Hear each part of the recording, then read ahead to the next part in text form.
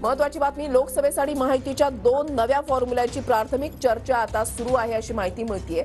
32, 12, 4च्या फॉर्म्युल्यावर महायुतीमध्ये प्राथमिक चर्चा सुरू आहे। भाजप 32, शिवसेना 12 आणि राष्ट्रवादी 4 या फॉर्म्युल्यावर सध्या चर्चा सुरू असल्याची माहिती मिळतेय। तर भाजप 28, शिवसेना 10, राष्ट्रवादी 10 या फॉर्म्युल्यावर सुद्धा चर्चा झालेली आहे।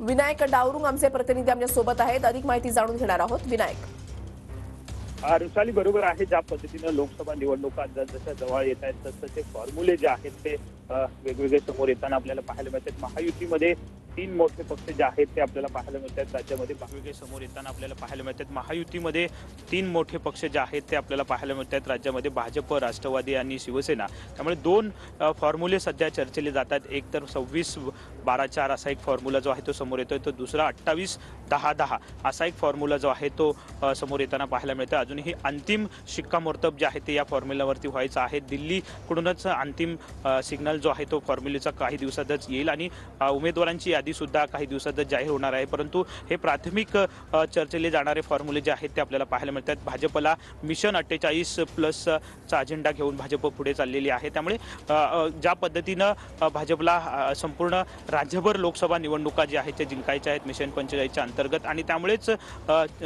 जो फॉर्म्युले आहेत ते फॉर्म्युलेवरती खाटावाटी ज्या आहेत त्या केल्या जातील काही दिवसात। ते रस्सीखेच जे आहे ते सगळेच पक्ष आपापल्यासाठी जागा कशा जास्त मिळतील यासाठी प्रयत्न सगळेच पक्ष करत असतात।